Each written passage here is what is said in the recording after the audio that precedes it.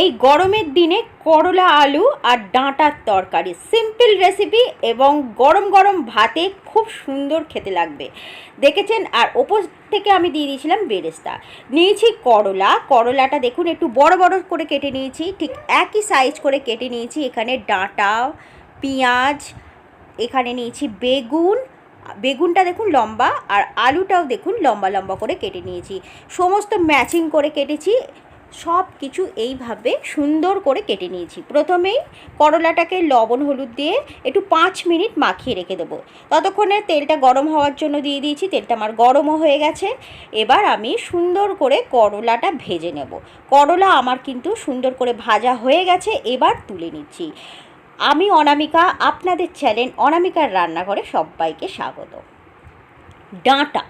ডাঁটাটাও একটু আমি সুন্দর করে ভেজে নেব, কারণ ডাঁটাটা ভেজে নিলে হালকা একটা যে কাঁচা গন্ধ থাকে সেটা সম্পূর্ণভাবে চলে যাবে। তাই আমি ডাঁটাটাকে ভেজে নিলাম। তার সাথে দিয়ে দিচ্ছি এখানে আলু। সমস্ত সবজি কিন্তু আমি একে এক করে ভেজে নিচ্ছি। আগে সমস্ত সবজি যদি এইভাবে আমি ভেজে নিই তাহলে কিন্তু প্রত্যেকটা সবজির টেস্ট ডবল হয়ে যাবে এবং এর মধ্যে লবণ হলুদ সব কিছু টেস্ট চলে আসবে। তাই আমাদেরকে সব কিছু অল্প অল্প করে ভেজে নিতে হবে। একটু কালার আনার জন্য দিয়ে দিচ্ছি হলুদ দিয়ে সমস্ত সবজির সাথে খুব ভালো করে মিশিয়ে নিয়েছি। তবে এখনও পর্যন্ত কিন্তু এখানে আমি লবণ ইউজ করিনি। যতক্ষণ এটা ভাজা হচ্ছে ততক্ষণ সরষে, কাঁচা লঙ্কা আর আদা বেটে নিচ্ছি। এবার দিয়ে দিচ্ছি এখানে দেখুন বেগুনটা আমি পরেই দিচ্ছি। আগে দিয়ে দিলে বেগুনটা খুব বেশি নরম হয়ে যেত, তরকারি যখন ফুটবে তখন কিন্তু খুব বেশি গলে যাবে, তাই একটু পরেই দিলাম। হালকা হাতে খুব ভালোভাবে আমি কিন্তু নাড়াচাড়া করে নিচ্ছি। আমি বললাম না এখনও পর্যন্ত লবণ দিইনি, এবার আমি লবণ দিয়ে দিলাম পরিমাণ মতো। তবে 1 চামচ দিইনি, 1 চামচ পরিমাণের কম দিয়েছি এখানে। তো সুন্দরভাবে মিশিয়ে নিয়েছি। সমস্ত সবজি দেখুন খুব সুন্দর করে আমার ভাজা হয়ে গেছে। প্রত্যেকটা সবজি এবার আমি একটা পাত্রেতে তুলে রাখবো। ভিডিওটা যদি এতটুকু ভালো লেগে থাকে তো অবশ্যই লাইক কমেন্ট শেয়ার করবেন চ্যানেলটিকে এবং আমার পাশে থাকবেন। তো প্রত্যেকটা সবজি আমি তুলে নিয়েছি। কড়ায় 1 চামচ তেল দিয়ে দিয়েছি আর ফোড়নের জন্য দিয়েছি একটা লঙ্কা। এটা কাঁচা লঙ্কা, একটু শুকনো হয়ে গিয়েছিল।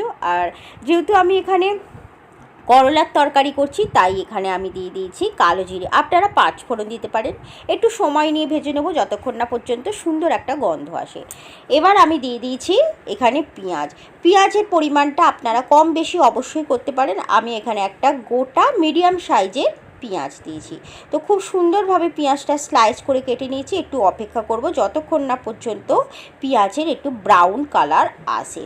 তো এখন আমার দেখুন পেঁয়াজের কালারটা ব্রাউন কালার চলে এসেছে, এর থেকে আর বেশি কিন্তু আর দরকার নেই, এই কালারটাই ঠিক আছে। তো সুন্দর করে আমার পেঁয়াজটা ভাজা হয়ে গেছে। এবার আমি এখানে দিয়ে দেব কিছু মশলা। প্রথমে দিয়ে দিলাম হলুদটা গরম তেলে দিয়ে দেওয়ার কারণ হচ্ছে খুব সুন্দর একটা সবজিতে কালার আসবে। আর সমস্ত রেসিপিটাই কিন্তু আমি এই গরমের দিনে যেহেতু বানাচ্ছি কাঁচা লঙ্কাতেই বানাবো। দেখুন কাঁচা লঙ্কা, আদা আর সর্ষে সুন্দরভাবে আমি কিন্তু বেটে নিয়েছি আর একটু কষিয়ে নেব। খুব বেশি কষাবো না, যেহেতু সর্ষে আছে, সর্ষে থাকলে খুব বেশি কষালে তবে তেতো হয়ে যাবে। অল্প এখানে একটুখানি দিয়ে দিলাম জল। যেহেতু আমি তেলটা খুব কম পরিমাণে নিয়েছিলাম, জলটা একটু নিয়ে নিলাম যাতে মশলাটা ধরে না যায় বা কড়ার নিচেতে লেগে না যায়। সুন্দর করে কষিয়ে নিচ্ছি যতক্ষণ পর্যন্ত আদা আর একটা কাঁচা লঙ্কার যে একটি কাঁচা গন্ধ থাকে চলে না যায়, ততক্ষণ পর্যন্ত কিন্তু আমি কষিয়ে নিয়েছি। এবার দেখুন সুন্দরভাবে কিন্তু কষানো হয়ে গেছে আমার। দেখছেন সাইড থেকে তেল কিন্তু আমার যথেষ্টভাবে ছেড়ে গেছে। এবার সমস্ত সবজিগুলো ভাজা সবজিগুলো আমি দিয়ে দিচ্ছি আর সুন্দর করে সমস্ত সবজির সাথে মশলা কষিয়ে নেব। কষানোটা কিন্তু খুব ইম্পর্টেন্ট। খুব বেশি এখানে মশলা নেই, সাধারণ মশলা দিয়ে রেসিপি রান্না করছি। আর ওপর থেকে দিয়ে দিলাম পরিমাণ মতো লবণ দিয়ে আর মশলার সাথে সুন্দর করে কষিয়ে নিচ্ছি। এখন আমার মনে হচ্ছে একটু জল দেওয়ার প্রয়োজন, তাই জল দিয়ে দিয়েছি। জল দিয়ে আবার সুন্দর করে আমি কষিয়ে নেব। কষিয়ে নিয়ে এই যে একটু মশলার সাথে যখন মাখো মাখো হবে ততক্ষণ পর্যন্ত আমি কিন্তু একটু সুন্দর করে কষিয়ে নেব। দেখুন একটা মাখো মাখো চলে এসেছে একটা ভাব। তো এই সময় কি করব, আমি একটু জল দিয়ে দেবো। জলের পরিমাণটা কিন্তু খুব বেশি আমি দেবো না, যেহেতু এটা একটু চচ্চড়ি টাইপের বানাচ্ছি, একদম আমি ঝোল কিন্তু বানাবো না। তাই আলু, ডাঁটা, বেগুন একটু সেদ্ধ হবে, সেই পরিমাণ আমাকে জল দিতে হবে। তো দেখুন পরিমাণটা আমার জলের মোটামুটি ঠিকই আছে, আর একটু জল দিলে আমার মনে হচ্ছে ভালো হয়, কারণ সব কিছু একটু ভালো করে ডুবতে হবে। ওপর থেকে আবার একটু দিয়ে দিলাম লবণটা একটু কম বলে মনে হচ্ছিল, আপনারা প্লিজ এই সময় একটুখানি চেক করে নেবেন। আর বলেছিলাম না জল কম লাগছে, ওপর থেকে দিয়ে দিয়েছি জল, খুব বেশি কিন্তু আমি জল দিইনি। এবার আমি সেদ্ধ করে নিয়েছি, 5 মিনিট পর ফিরেও চলে এসেছি।